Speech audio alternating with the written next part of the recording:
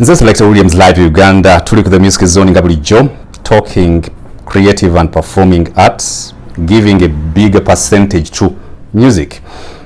Today I come to briefly say rest in peace Moses Radio Sechibogo Nachintije, one of the best songwriters, one of the best music arrangers, one of the best music directors, one of the best recording artists, one of the best vocalists, one of the best songwriters, arrangers and directors we have had in Uganda since independence, or since Uganda became Uganda. Since creation of this nation, Moses Radio has been and will always be one of the best musicians we have had as Uganda. And today I come to say in a very special way, rest in peace once again. Erimu enaba na Uganda abanda banga musinzira mu Uganda, abasinzira mu bitundu ebyensi yonna naye nga muli banna Uganda mwe bali nnyo kulaba the music zone.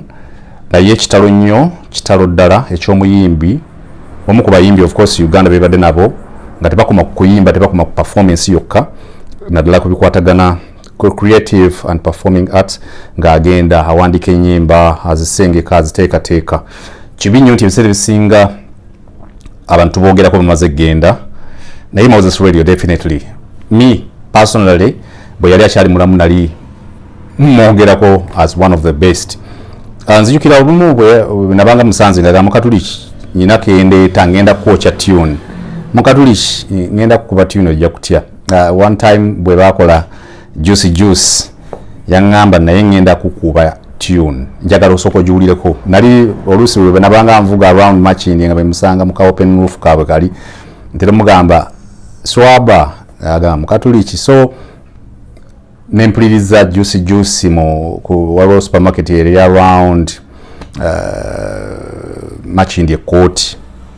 Kati nempulira line egamba nti bwoba toyagala kubeera oba bumu nange oli fake mu juice guy yali awandika ebintu of course naye nga nze akimanyi nga kasitansi likabwe nti agamba mukatuliki tune ekutuuse, so yali that down to earth. Lwakuba nti ebiseera ebisinga Moses Radio tumupiikinga nnyo bino ebyamusobako ffenna ne bwe mba nze ayogera naawe wano ku the music zone. Ffenna tulina ebitusobako, waliwo ebitulema, tetusobola kubeera perfect 100%, but when it comes to music, Moses yali omuntu ali musical. Ebiseera ebisinga tubalira mu creative and performing arts twogera nnyo ku muntu okubeera nga ekintu akiri ng'abeera mu character. Moses Radio tebanga nga mu character during studio sessions alone, naye nga yabeera mu character all the time. Music was part of him. Era nze ebbanga limaze nga ndi mu radio good enough nti Moses agenda okutandika ngavudde ku Jennifer naye okutandika okuyimba serious abantu bonna bamutegeere. Moses Radio nali ate ndi kumpi nnyo ne computer compiling music ku Subi FM. So one time I was watching the late night show with come.His, and I saw the two little energetic guys bali bazze okubakyaza. Mulangira Suna was one of them. I saw Weasel had already got a hit with his brother Bombo Clat. That hit had already put Weasel there. This tiny gentleman, Moses Radio, nemulaba ku TV went kati bakoze olimba balutana ku data. I was like, okay, because music industry ya Uganda naddala ffenna tukimanyi nti ezenge efugibwa nnyo okusinga traditional music genres, nti nga bw'olaba emyaka gyonna tubadenga tutambula na that one guitar music 1966 n'afuukamu n'ekigambo kadongo kamu kuba waliwo baggaaya baali batembeeya endongo with their one guitar instruments. Then 1966 eri Wamala bwe yakola talent search ku Radio Uganda omwajjira baggaaya abalanga baseba ttaabo ne bakituuma kadongo kamu, naye all along music ono yajjanga yazaala music genres ez'enjawulo mu nsi yonna. Ne bw'olaba ba Jim Reeves n'abalala Alan Jackson, of course other countries zalinanga country styles. So country traditional styles ezitali fused ezitagattidwa zibadde nga ze ziyimirirako okuwandiika n'okusengeka okuteekateeka n'okwolesa omuziki, writing, arranging, composing, recording and performing. So in Uganda we had already traditional styles that had made it, like the so-called kadongo kamu, the slang music of band, which is a combination of bossa nova, salsa and rumba. Kati abalala bayingirangamu of course nga ba Titan Takuba. Naye this time bwe ndawuliriza Nakudata, was like okay.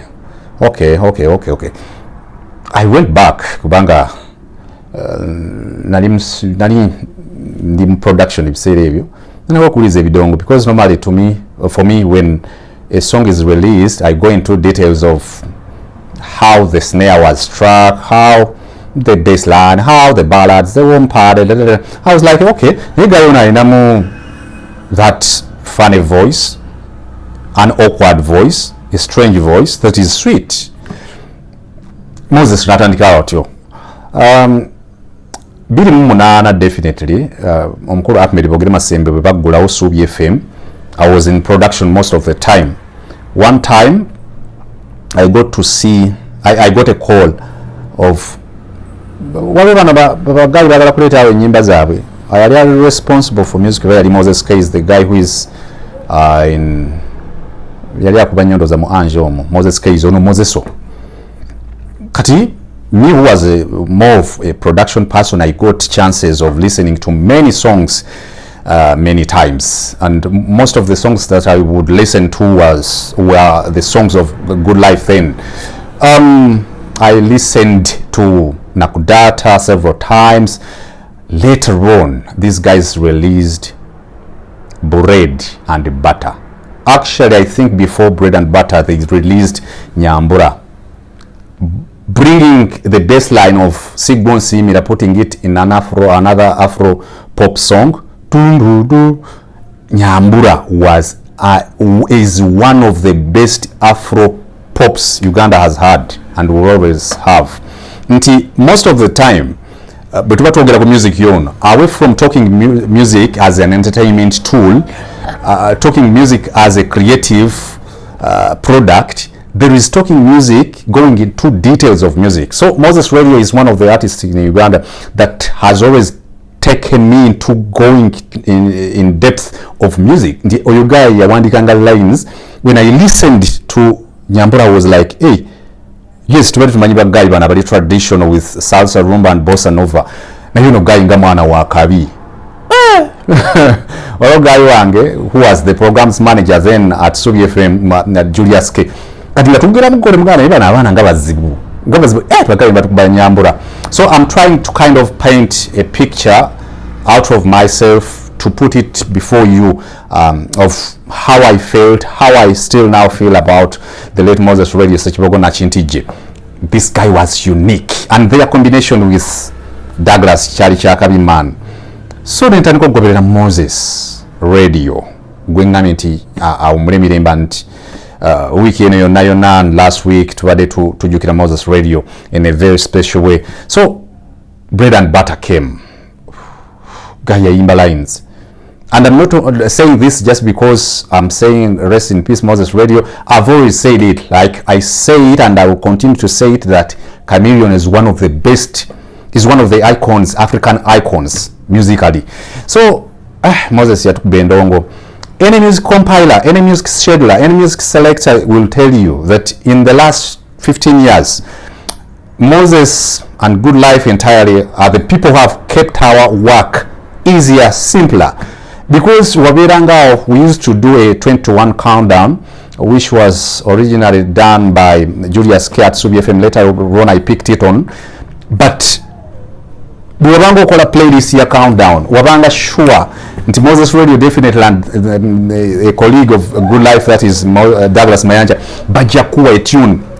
You know, about radio, about countdown, about music.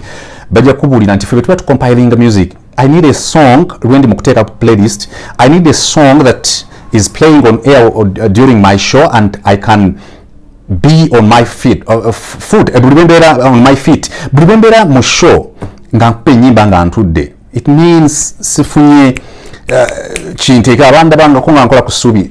I could not play a good life song sitting down. It is very rare. Uyu mwana good life, we just need to celebrate their works, we just need to celebrate the life of Moses Radio, because guy oyo ya keeping emirimu gyaffe nga myangu fe abali ba compiling the music, fe abali bakola radio programs. For example, if you went and talked to Annie Sebunya, who used to do Jams at 7 on CBS, if you get a chance of talking to Jacob Omtuze, who used to do, and actually up to now is still doing the same show, Africa Corn on Dembe FM, the likes of DJ Wilbur, who used to do the countdown on Dembe FM, Herbert Hewarianga Habike, my brother in Porogoma Met on Metro FM, twali tunyumirwa gwe bagaya baleta energy music, because like I've told you, most of the time ababera ku radio oba ababera ku TV aba Douglas bisere byali ali katogo nga tuwagala nnyo omuntu atuwa music nakuwa obulamu nga short ogikola just because you're supposed to be paid at the end of the day nga wita omuntu kubira music akuwa obulamu. Moses Radio ekyensobola okugamba nti ekyo yakitukolera, and the music he left of course tusobola okugamba nti akyatambuza, so kibi nnyo ntwafiwa that guy. So any artist in Uganda, a songwriter, a musical arranger, a director, any producer, just think about the guys, the disco jockeys, the guys who do, who are the DJ, the likes of Six, Stewart and Roger, DJ Sheila and others. Most of the time, mutu wa music naagano tutuuka naye ebiseera ebisinga lwaki abamu olaba tubalemerako twogera Moses Radio abagayo making guy is one of the guys making our work easy on radio, on TV, in clubs, okuba nti omuntu ateekayo oluyimba mu queue ne lusinkinga n'owulira nga yes. One of the songs that olwajja Moses Radio awandiika is Sitan. Sitan was a rock steady, a jumbo genre or part of reggae as a music style. Reggae has a combination of many styles beyond lovers rock, roots. There is jumbo, so a combination of ska, jumbo and rock steady. Bwenamulira mu Sitani, message of course yali nungi naye uniqueness in flow, the chronology of melodies, rhythm patterns of beats ngolaba mani wakabi. So ndowooza byetuyinza okwogera ku Moses Radio, bitono nnyo naye nga byeyakola byali bingi nnyo. Nze ndowooza ebyamusobako in the music fraternity biyinza okuba bitono nnyo compared to what he gave us.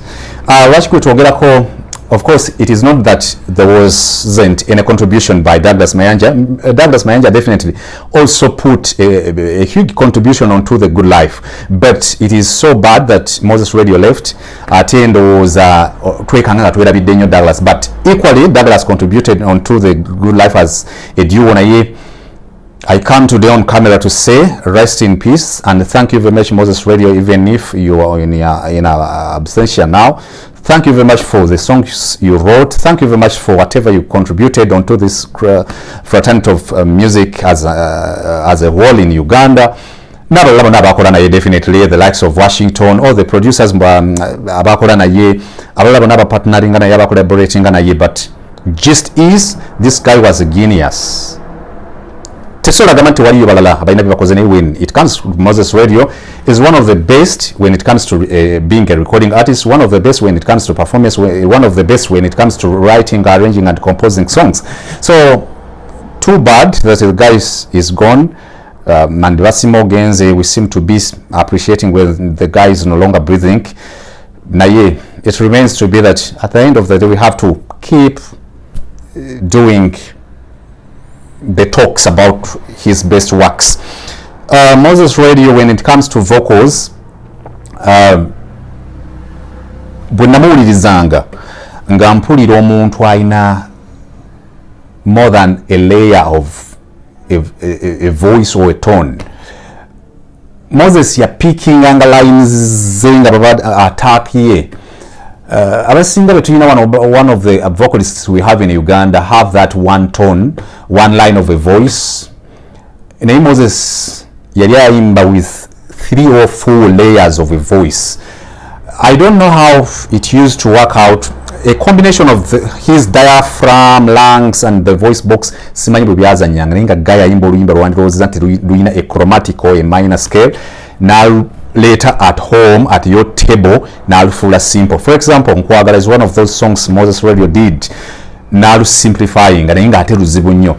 If you want to understand who Moses Radio musically was, you just need to listen to the first verse of Nyumbani, his first entry, Kaya Yingira.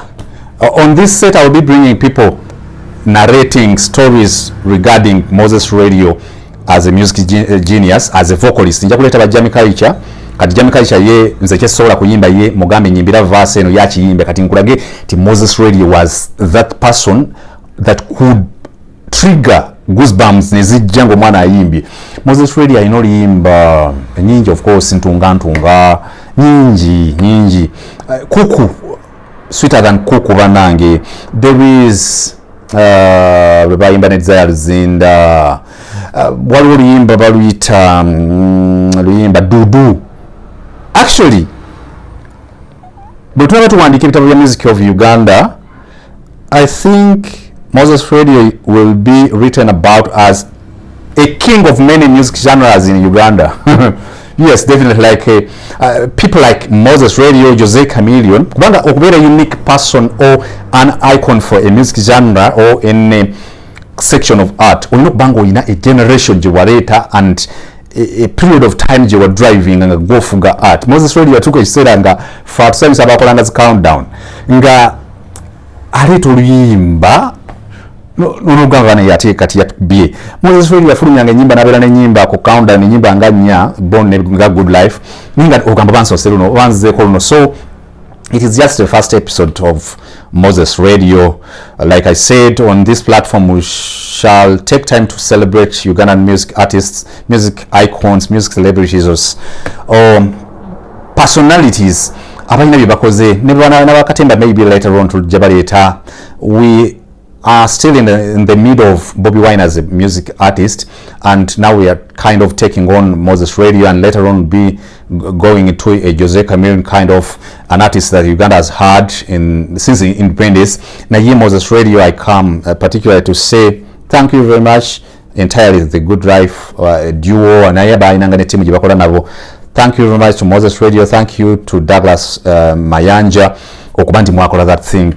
Nze kyemmanyi nti artist tafa, definitely tafa ni Moses Radio na jali tumanyi nti abiraba. It is so unfortunate nti tatuwulidde nga tubyogera bwe tuti. Yensonga lwaki I'm still in the middle of talking about the life of Bobi Wine as a music artist, and I will be once in a while dropping an episode of Bobi Wine, dropping an episode about Moses Radio, dropping an episode about artists like Jose Chameleon, dropping, for example, in Uganda we have great vocalists, female vocalists abaliwo kati like Winnie Nwaj. Ogugwala guyimba banange oguguntu guyimba.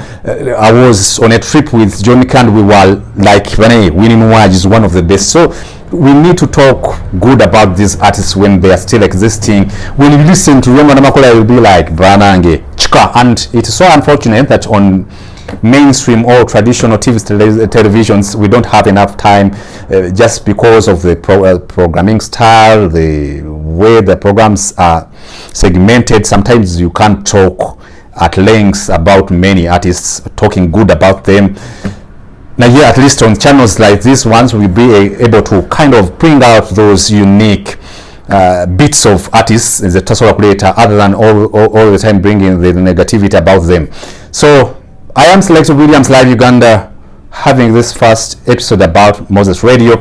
I've taken just part of what I know and how I relate with late Moses Radio. Search Bogona yenze nkugambye uyo guy yali akumeza olutiko obulimba wa Moses kati bakola oluyimba ngovude ku juice bakola oluyimba mwana wabandi obudde songole kalamu okubimba bitwaliro byulya ku somero obudde nyimba ze nyingi ndowooza. What I'll do, I'll compile a playlist of Moses Radio of the songs that I've enjoyed as a music scheduler, as a radio presenter, as a music person for the years music Moses Radio and Douglas have existed into this music industry of Uganda. Nkulage nti bayina enyimbe ennungi, bayina ayina akayimba kayawandikira Mogondi, Juliana Kanyomozi bayina twali n'omukwano, yawandika oluyimba Sembera, a combination of rumba and salsa. Bakuba nti abantu abasinga nalala babeera ku TV who don't go deep into music. Most of the radio presenters and TV will say Irene Ntale ayimba urban music, but deeply what is Sembera all about? Sembera by Irene Ntale is a combination of salsa, bossa nova and rumba. Rumba are one of the traditional styles or Afro beats. So Moses Radio was more of a soul artist. Moses Radio yawandikanga luyimba ne bwalanga lwabwe nga Good Life obanga lwamulala nga ye tawandikira mutwe omuntu okuyimba oluyimba nga lulinga walaji nga lukwata mutwe ne lukutuva yali ayimbira mmeme n'omutima. So partly that is Moses Radio. I am Selector Williams, live Uganda. On the musical zone, I have just come to say in a very special way that continue to rest in peace Moses Radio, Sechbogo, Nachintije, and let us continue to talk good about the artists who are still alive. I've mentioned like the likes of Jose Chameleone, great vocalists like Jose Chameleone, Maddox Sema and Matimba. I am out of here.